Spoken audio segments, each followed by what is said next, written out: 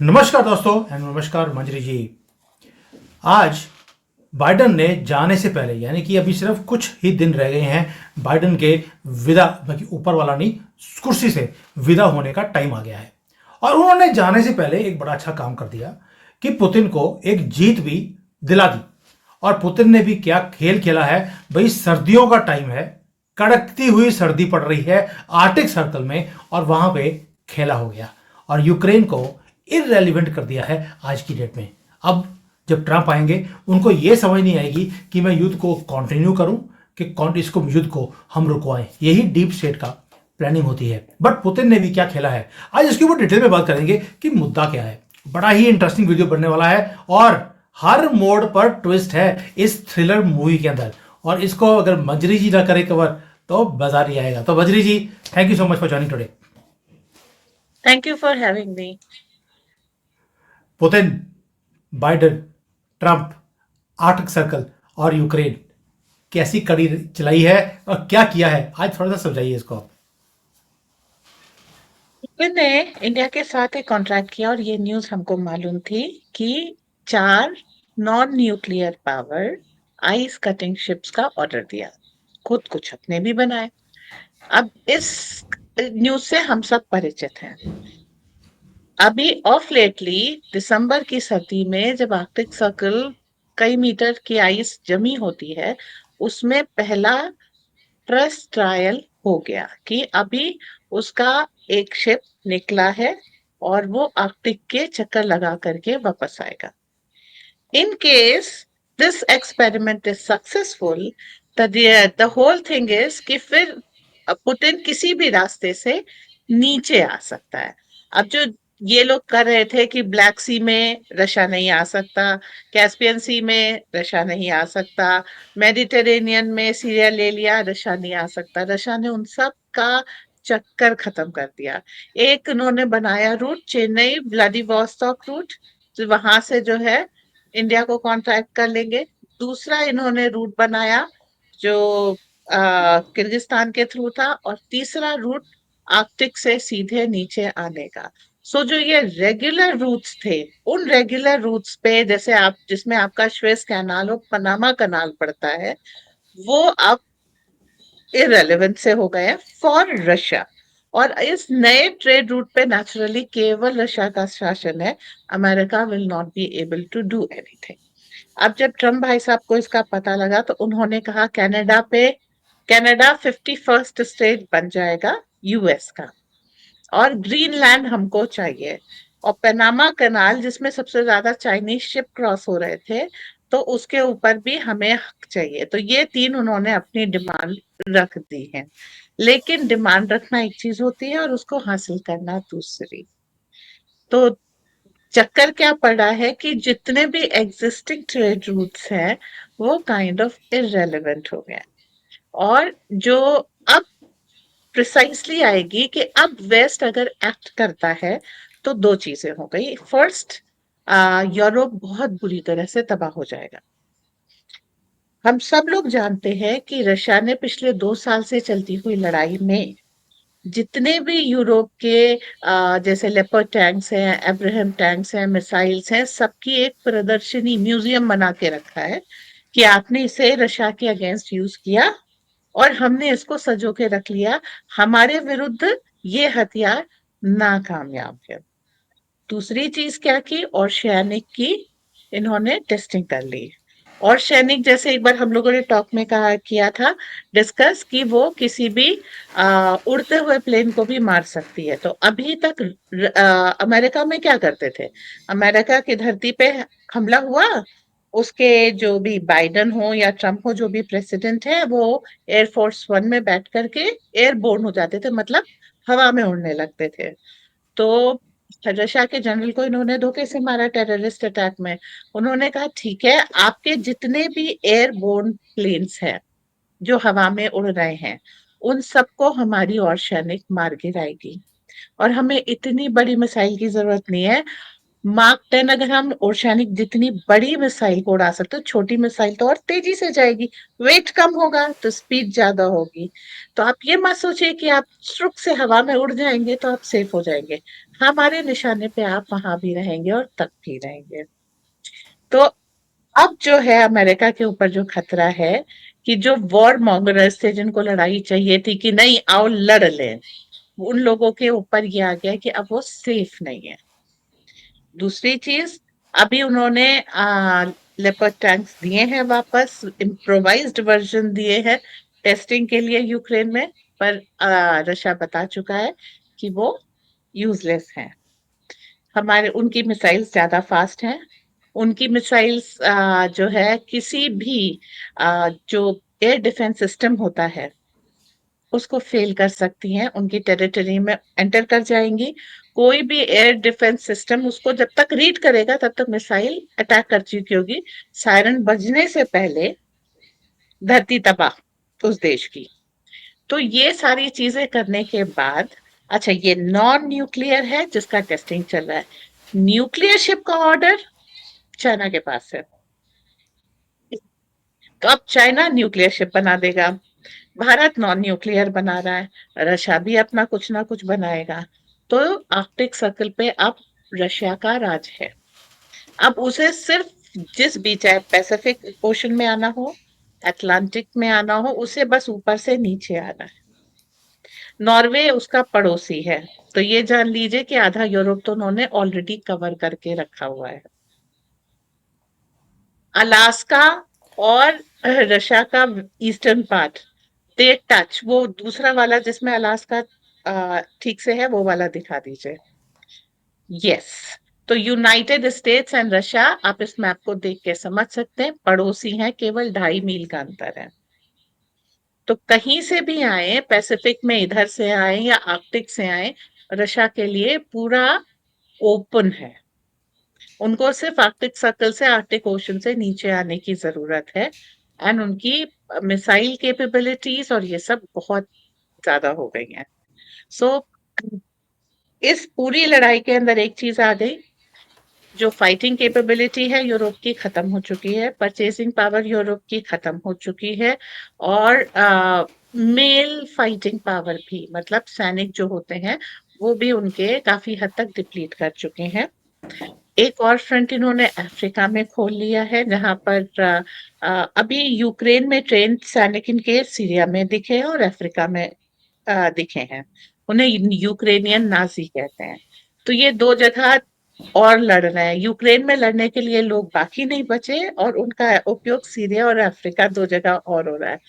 तो पता नहीं हाफ हार्टेडली क्या सोच करके लड़ाई शुरू की गई है और किस तरह से इसको चलाया जा रहा है, पर अंत अभी तक जो दिख रहा है वो रशिया के फेवर में होगा, और इसी के कारण Trump will have a very difficult time.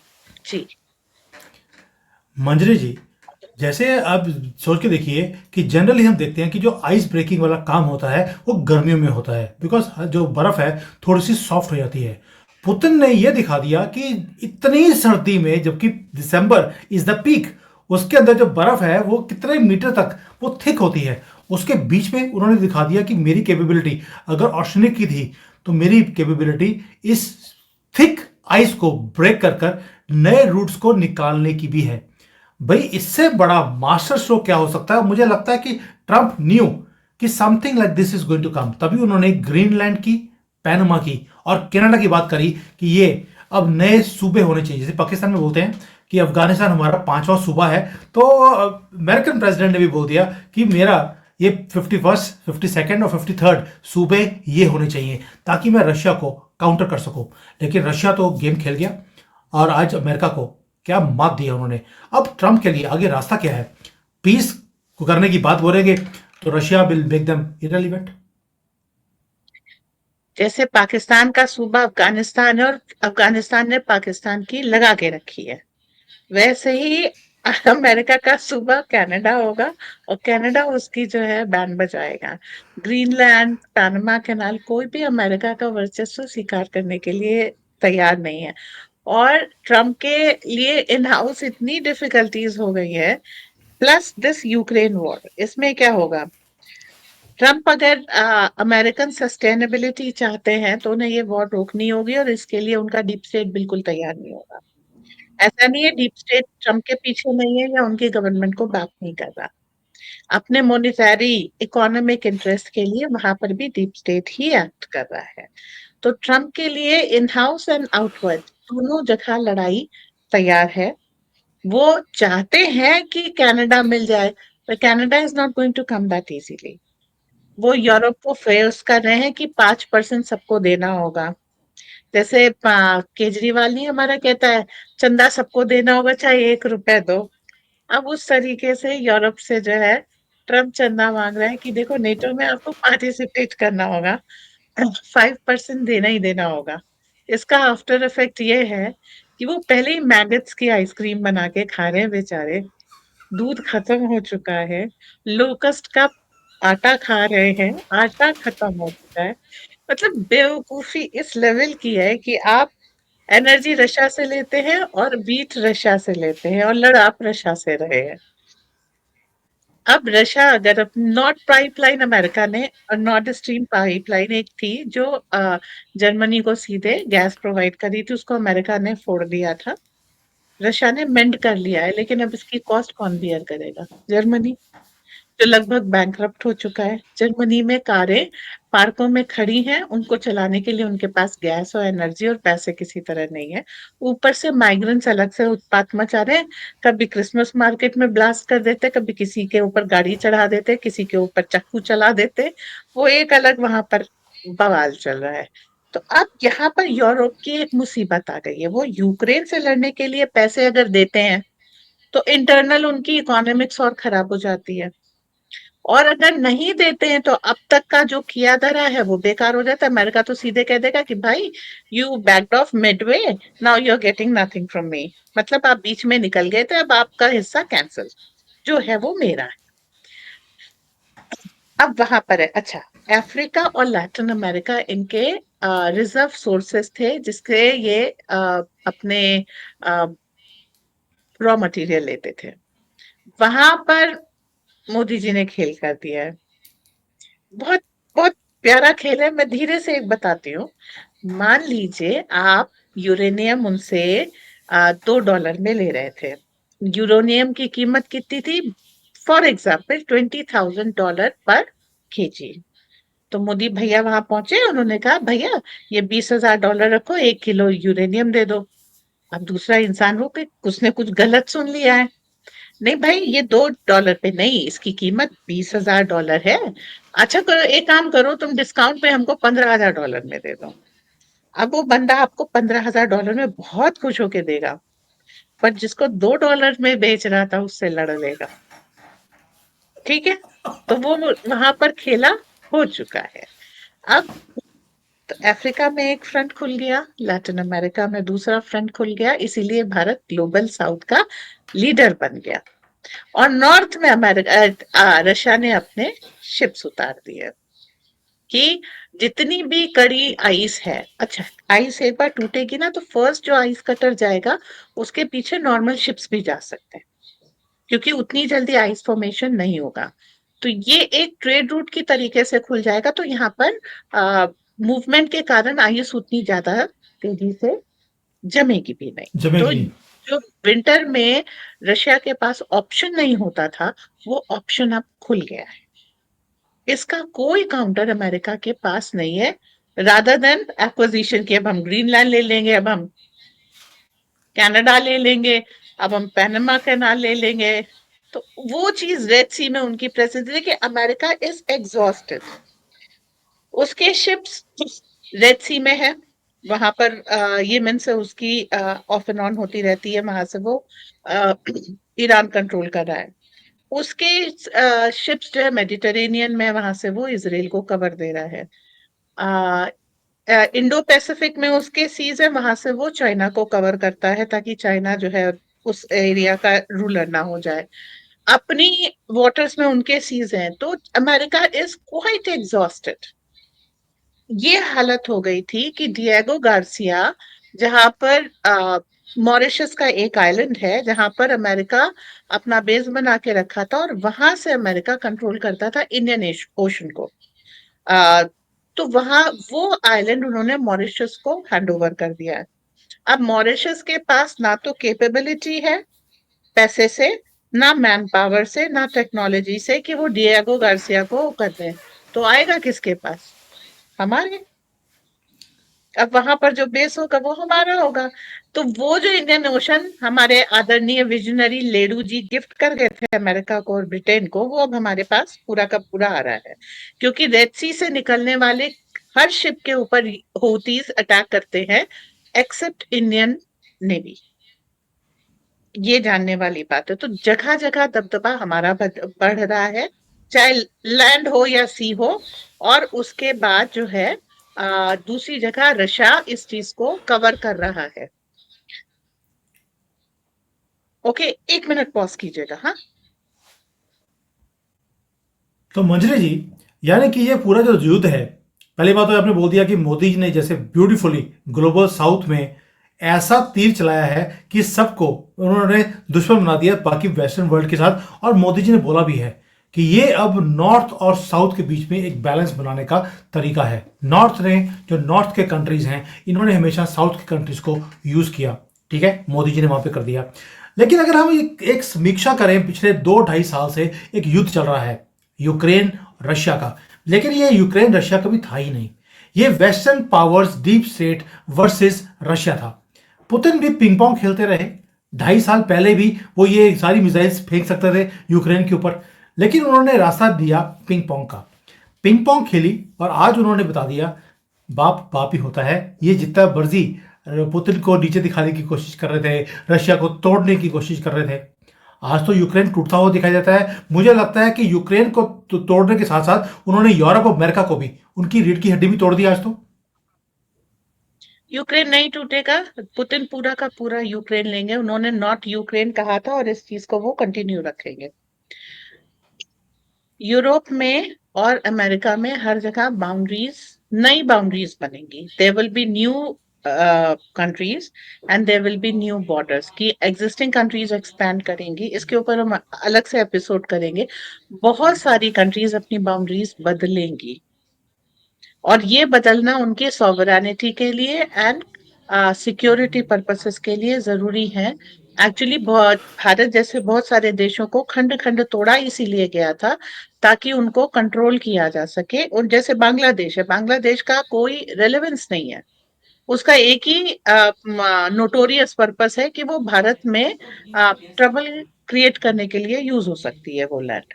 तो अब जो स्थायी शांति है उसके लिए जरूरी है कि नई बाउंड्रीज बने, अखंड भारत बने। ऐसे बहुत सारे देश ग्रेटर उसमें आएंगे, एक्सपैंड करेंगे अपनी बाउंड्रीज। अमेरिका ट्राई कर रहा है, वो भी करेगा और इस चक्कर में अमेरिका स्प्लिट भी करेगा। Yes, deep state versus deep state वहां अंदर चल रहा है। America can split. मंजरी और जी, ये भी एक तरफ तो ट्रम्प बोलते हैं कि मुझे ग्रेटर अमेरिका बनाना है, जहां पर 51st 52nd 53rd मुझे सूबे खड़े करने हैं। आप बोलती हैं कि deep state versus deep state. मुझे लगता है इसके ऊपर अलग से वीडियो बनाना पड़ेगा कि वहां पर भी खेला हो सकता है और शायद अमेरिका ही स्प्लिट कर जाए। रशिया और चाइना ये दोनों तो लगे हैं बहुत देर से कि कुछ भी कर कर हमें अमेरिका को पहले तो स्टैंड स्टिल करना है, दादागिरी खत्म करनी है और इसे स्प्लिट भी करना है। चाइना बहुत देर से, साउथ अमेरिका की जो कंट्रीज हैं जो नीचे, जैसे मैक्सिको है, ब्राज़ील है, पेरू है, क्यूबा है, ये सब के अंदर जो इन्वेस्टमेंट्स करी हैं, वहाँ के जो पोर्ट्स हैं, वो भी चाइना ही डेवलप कर रहा है। बड़ी स्ट्रेटेजिक इन्वेस्टमेंट्स हैं और कनाडा को भूलना नहीं चाहिए। कनाडा के साथ भी चाइना के बहुत अच्छे मित्र वाले संबंध हैं। लेकिन वैसे तो चाइना किसी के साथ मित्र होता नहीं है, लेकिन दुश्मन कंट्री को सीधा करने के लिए वो किसी के साथ भी मित्रता कर सकता है, जैसे कि पाकिस्तान, नॉर्थ कोरिया, ईरान और कनाडा, वही जहां पर टिड्डी बल आज की डेट में पीएम है। तो आपको लगता है कि अमेरिका और चाइना, रशिया, ये सारा जो ट्रायंगल है, ये आगे जाकर कुछ बड़ा खेल होने वाला है? देखते हैं ट्रम्प क्या करेगा। आई डोंट नो कि ट्रम्प के जो दिन है, पहली बात हो कि वो प्रेसिडेंट बनेंगे भी कि नहीं बनेंगे, इसके ऊपर अभी भी सवाल या क्वेश्चन मार्क खड़ा हुआ है। बिकॉज पूरे दुनिया में कोशिश है किसी तरीके से कोई न्यूक्लियर अटैक हो जाए। और आपको याद होगा अभी एक अजरबैजान का जो प्लेन क्रैश कराया है उसके ऊपर उन्होंने एलिगेशन लगा दिया रशिया के ऊपर। इजराइल ने भी सुना है एक न्यूक्लियर बॉम्ब फेंका है सीरिया के ऊपर, डर्टी बॉम्ब जिसको बोलते हैं, जबकि इजराइल के पास डर्टी बॉम्ब था ही नहीं। ये आया कहाँ से और गिराया कहाँ पर, क्यों गिराया गया है, क्या ये टेस्टिंग ग्राउंड बना रहे हैं सीरिया को, इसके ऊपर भी एक अलग से मैं वीडियो बनाऊंगा कि किस तरह से ये एक न्यूक्लियर थ्रेट दिखाकर बाइडेन को एक्सटेंशन देने की जो आपकी एक भविष्यवाणी है कि they are trying their level best, किसी तरीके से ये बड़ा पप्पू पास हो जाए और ये दोबारा से कंटिन्यू रहे और ट्रंप 20 जनवरी को प्रेसिडेंट ना बन पाए। बट एनीवेज सर, मैडम आपका कोई क्लोजिंग कमेंट? देखिए, सारे एक नया कोड बन के निकलेगा जिसमें ट्रम्प, पुतिन, नेतन्याहू और मोदी ये एक फ्रेंडशिप कोड बनाएंगे and they are going to take the world forward. बहुत सारी चीजें मिडवे समेटती हुई नजर आएंगी। अगर ये सक्सेसफुल नहीं हुआ तो वर्ल्ड वॉर 3 बहुत तेजी से एस्केलेट हो जाएगी। आप अगर नेटो के चीफ का कमेंट निकाल करके देखें तो उन्होंने पहले ही कहा है we want a world war 3 by 2029। ये सबसे पहले उसको रिवर्स करके इकोनॉमिकली स्टेबलाइज करने की कोशिश करेंगे। Europe is on the verge of collapsing, वहां पर कुछ ज्यादा बचा नहीं है, इसलिए no more pushing can be done there. Retrieve करना ही सबके लिए बेहतर है और इनके हाथ से साउथ पूरा निकल चुका है। तो एक अगले एपिसोड में बात करते हैं कि ये चीजें फ्रेम कैसे होंगी और मोदी चलिए, के सिखाए हुए समोसे ने ऑस्ट्रेलिया की पॉलिटिक्स कैसे बदली है। ओके, चलिए, ये अब मुझे इंतजार रहेगा अगली वीडियो का। जल्दी से इसको रिकॉर्ड करते हैं और लोगों को प्रेजेंट करते हैं कि कैसे एक तो कंट्रीज की बाउंड्रीज बड़े होने वाली हैं। मुझे तो लगता था अखंड भारत का सपना ऐसे दिया गया है, लेकिन खेल कुछ बड़ा ही है। चलिए, थैंक यू मंजरी जी, आज मजा आ गया सुनकर कि USA has lost the war already और पुतिन ने भी क्या खेला खेला किया है, मजा आ गया। थैंक यू, जय हिंद। जय हिंद।